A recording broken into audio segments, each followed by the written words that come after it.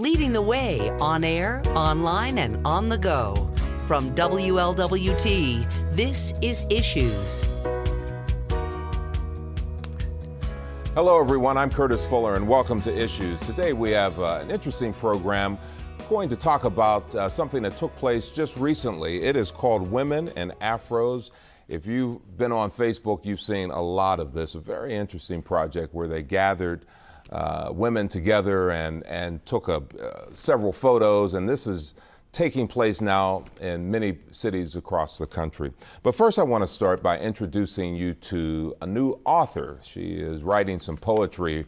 Her pen name is Jamila Tierra, and the book is entitled Love is a Beautiful, Painful Story. Take a look. Well, most of the poems are poems that I've written over a course of several years, and I just had them and was holding on to them, and finally I decided, I wonder if anybody will be willing to publish this. So I actually sent out letters to multiple publishers. I got plenty of rejection letters until I found this guy here in Cincinnati who said that he would be interested in helping me, and pretty much he walked me through the process of online publishing. I went to School for Creative and Performing Arts, and I did creative writing there. And then when I was in high school at Walnut Hills High School, I did the school newspaper and everything like that. So I've always been a writer, and then I wrote this book.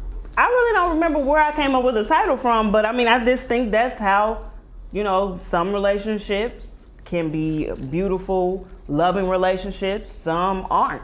And I mean, that's the flip side of love. Like they say, pain is love. So that's sort of where I got the title from. But yeah, I don't know. I probably just wrote it down. Like, I have a lot of ideas in my head, and a lot of times I would just write something down and come back to it.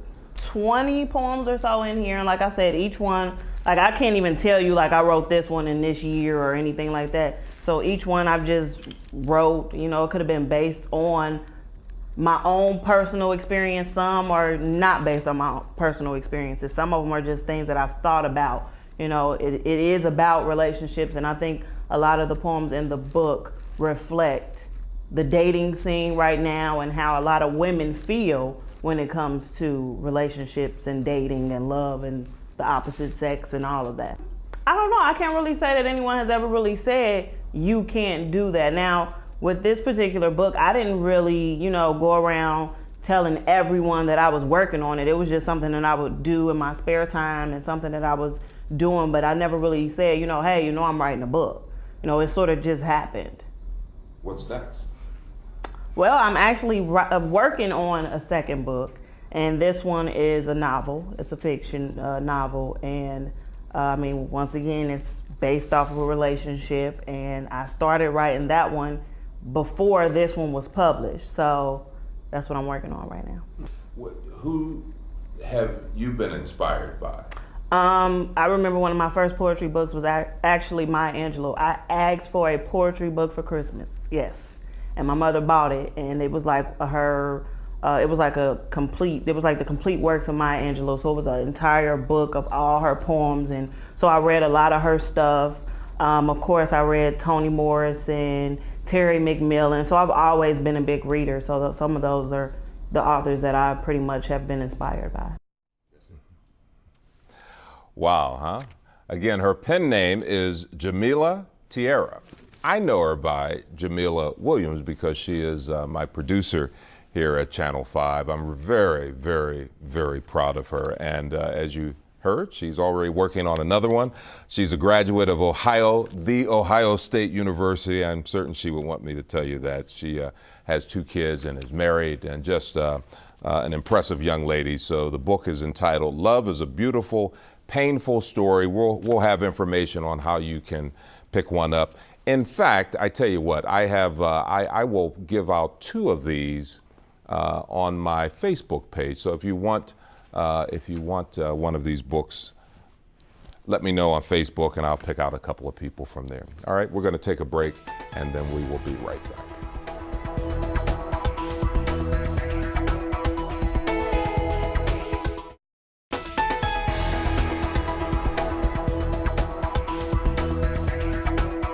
Welcome back, everyone. I'm Courtis Fuller. You know, about a week ago, something pretty amazing happened in the fact that they were able to get together 200 plus women. It is called Women in Afros, Inc. And this started as just a random idea, and it grew and grew, and it's continuing to grow. And here with me to talk a little bit more about this, Kimberly Reese and also Kisa Carroll. And first of all, welcome to the program. Well, thank you, sir. Good to see you. So tell me how this just was an idea of yours? It was. I had a vision. And, you know, there's some controversy that's kind of going on, as you know. Yeah. Let's talk about the Beyonce video and the Super Bowl performance. And the information and the feedback from that I was seeing on Facebook, Twitter, you know, it came across as a bit negative about women in natural hair and what that represents. So I thought, how about we twist that a little bit, bring that back to where it belongs, which is with us as women of color who have natural hair, and those who don't necessarily have natural hair, but can do different things with their hair. We have that option as women of color. We're versatile, and make it into a positive. And so that's what we've done. I had this vision. I was sitting in my bedroom actually, and just kind of contemplating, meditating on it. And I reached out to my sister and I said, okay, so here's what we're gonna do. I wanna do this event, and we're gonna start it here in Cincinnati. Now, I own a business, as you know, Reese Incorporated. Mm-hmm. I'm a publicist by trade, so I'm able to interact with, you know, the media, and I have access to a lot of the social media and people in certain circles. And this took off on social media. It took off on social media only. I did nothing else but social media. Wow. And it blew up. And from there, I kept getting information. People were saying, what are you gonna do? And so we have other cities that we have planned for this to take place. Cincinnati was the first. We're headed to Dayton in 2 weeks. We're headed to Cleveland.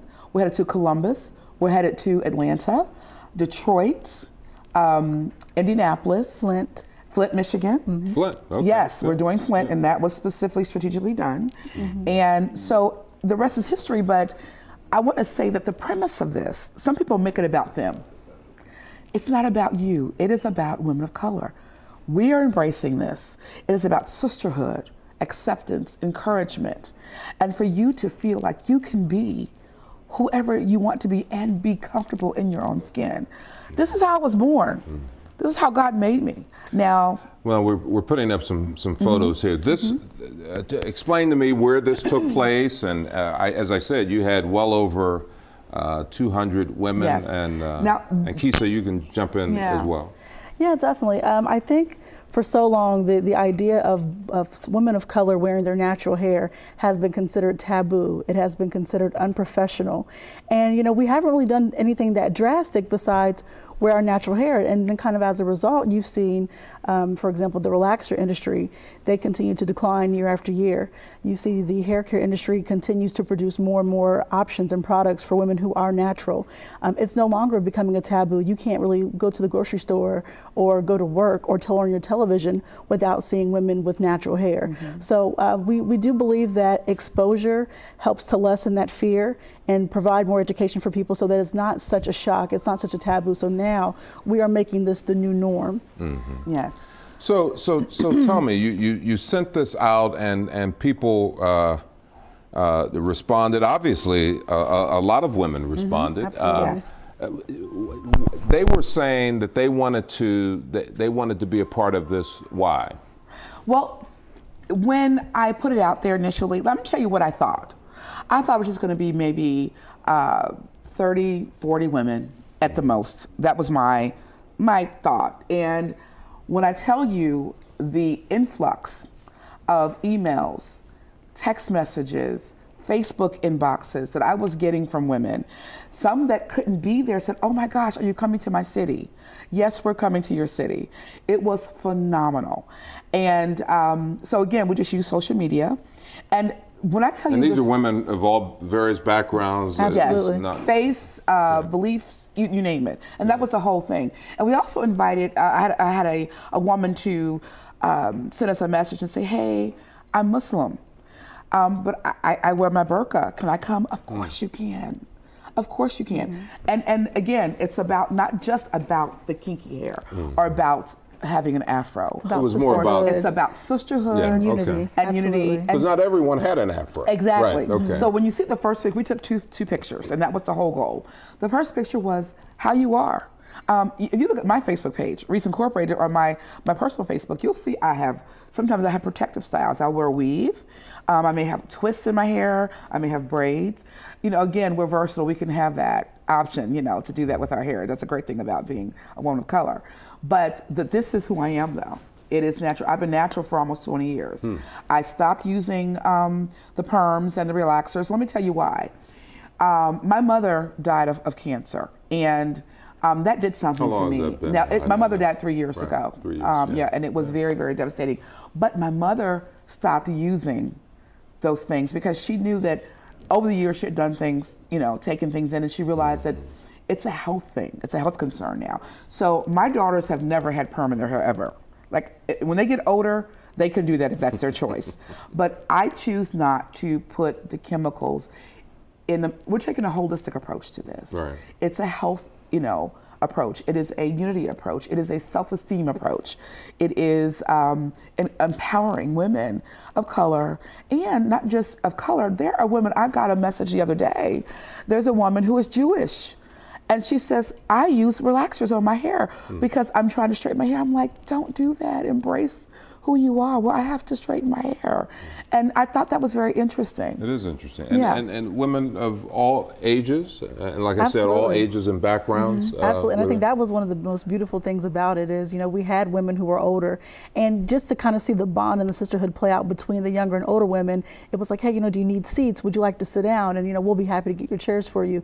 There was just so much love in the room, and there was so much positive energy that it was just contagious. Even if you walked into the room in a bad mood, you definitely didn't leave that Exactly. way. So the impact of it was just wonderful, and it was so nice to come together. We also did a shoot for children. There were mothers who Yes. brought their younger good. children. We wanted and that so we purposely. had Yes. photos of the young children, and it was great for them to kind of look at us and see older women who are embracing themselves and teaching them to embrace their own beauty. Some people will remember their iconic photo taken, I think, back in 1959, 58. Date could be off a little bit, but it was called A Day in Harlem. And so what was so amazing about this, they got all these jazz musicians to sit in Harlem, and they took this, what has now become an iconic photo. So over the years, getting people together like that, even in families, to pull your family together to get these great group shots, is easier said than done. But once you have it, like you can't replace that at all. And so what will happen from this? Now I know it's growing in other cities, but right here, do you hope to do something Yes. with all of these people that have come together? Yeah, so here's what we're doing. This is the plan. And we're already incorporated. We are trademarked now, Women in Afros. We are next year, April of 2017, we will hold our first conference. And symposiums, workshops, you name it. And that'll be, we're actually working on Sharonville Convention Center. We're working on that venue. And we're bringing these women together, not just because it was founded here in Cincinnati. We wanted to have it here. So every year, we're going to do an event like this here. Hold your thought. We're going to come back and we're going to do more on this. We're going to take a break. But before we go to commercial, I want to send you now to this moment in Black history, and it is about King's Records. WLWT celebrates moments in Cincinnati Black history. King Records started in 1943 by Sid Nathan. From 1943 to 1971, King gave the world bluegrass, R&B, rock and roll, doo-wop, country, soul, and funk. The original headquarters was located in Evanston, a Cincinnati neighborhood. King first specialized in country music with artists such as Bill Beach. King also had an African-American label, Queen Records, which later merged into the King label, and most notably, Federal Records, which launched the career of singer James Brown. This side of King outpaced the hillbilly recordings with artists such as Joe Tex, Hank Ballard and the Midnighters, and Valerie Carr. The mixing of the country and R&B sides of the label became one of the most successful features of this organization. The entire production process of King was done in-house, which made it unique among the independent labels, with blacks and whites working side by side.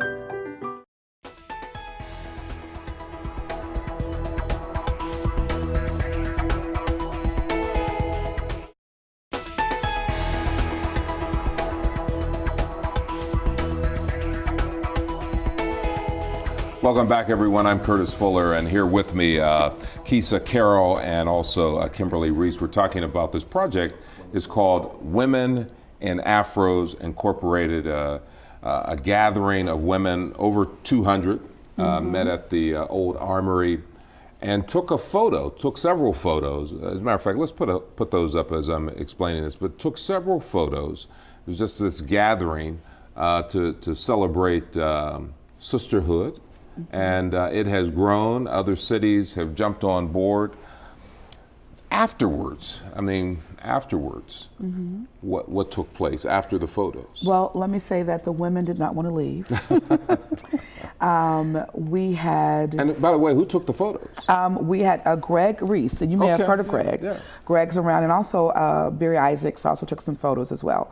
And Barry actually owns that building, but he's also a photographer. So, and everything was done pro bono.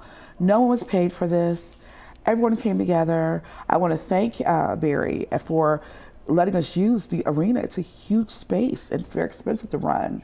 So he sponsored that event that particular day, as well as Greg providing his resources. And everyone else that came, there people who just showed up with videos and ready to take video and pictures. Absolutely. And now here I'm kind of explaining to everyone what we're doing, getting directives on that. You'll see in a couple of other pictures there, Greg gave us directives to do, and that's Kisa standing right there with her back to me, to us. But Greg was also telling the women, take a whole bunch of selfies. So at one time, we're all taking selfies, and then he took pictures of that. And then afterwards, again, we also had a shot for the young people. So there was, I wish I had that picture up here where they were doing the dap. It was great. It was awesome. But to see these young girls, and they were all natural. They were, this is just registration, women coming in. And it came to the point where it got so overwhelmed at the registration table, we had to just pile everybody in and say, okay, we're going to pass the sign-in sheet around just to get you going. Everyone was on time, which was great. I love that. We got started on time. And then we had a nice after gathering at the social club in Madisonville. And if I can add to that, what was really great was after the photo shoot was done, we saw so much networking. There were so many women wondering, what can we do next? This is the start of something, but what's next? Is there more that we can do? So we're actually kind of planning a get together in April. We know April being National Poetry Month, it being Women's Health Month. So we're trying to get together and organize something so that we can come together on a more regular basis and not just come together in sisterhood and in fellowship, but to do something impactful and to be meaningful. Well, it's interesting because I've said for a long time, I think we meet too often. Yes. Now, what I mean by that, I know people have to hold meetings, but far too often people are calling to just say, hey, can I meet you for this? Can I meet?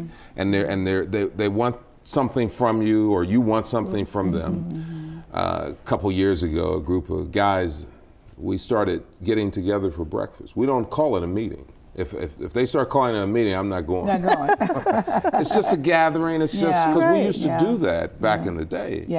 Where you just get together and you just talk, and no one's really talking business, but business is always taking place. So something like this, I can see it becoming. You might not have 200 people there every time you gather, but. Hopefully they will continue to network in that way, Well, I made sure that I told them, I said, I want you all, before you leave here today, you are to get someone's information and meet someone that you don't know and exchange information. I want you to do that. And I have like a handful of business cards and flyers and things of that nature. Women said, I want to be involved, what can I do? So again, we're being proactive here in that we're not just meeting. There was a purpose to this. It wasn't just so we could get together, look at each other and look beautiful and take a picture. There's a meaning behind this. And the vision, I call it a God idea. It was a God vision, a God-given vision. And when God does it, you don't have to work hard. And when I tell you that these other cities that we'll be traveling to. We're going to every city. And Keisha said she can't come to every city with me, but I'm hoping that she can come to most of them. Tell me a little bit about Flint. I heard you mention Flint. Yes. Okay. You going to Atlanta? We're going to Atlanta. I figured, yeah, definitely to Atlanta. But let's talk a little bit about Flint, because Yeah. we know obviously all the stuff going on up there. Will there be an additional purpose? Absolutely.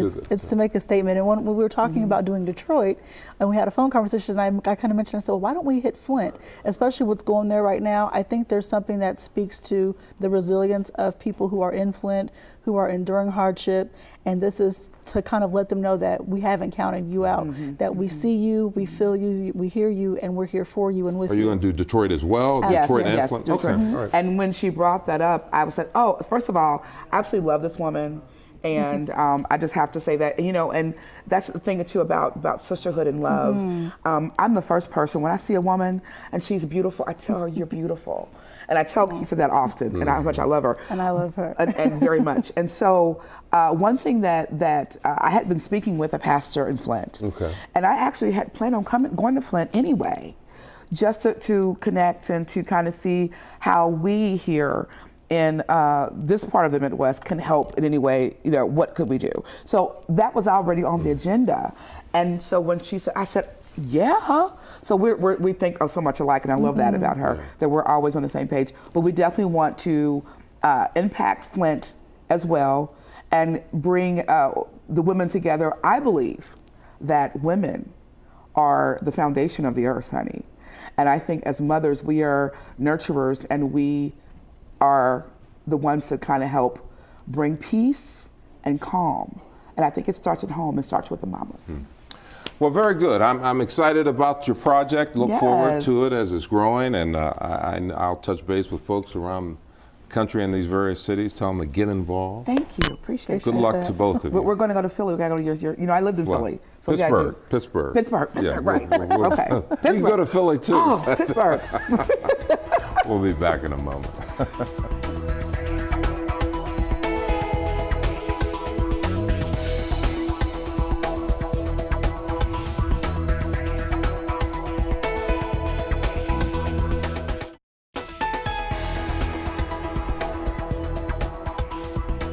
Well, thanks a million to my guests. Again, Women in Afros Incorporated. You'll be hearing much more about that. And again, the book, Love is a Beautiful, Painful Story by Jamila Tierra. Have a nice day, everyone.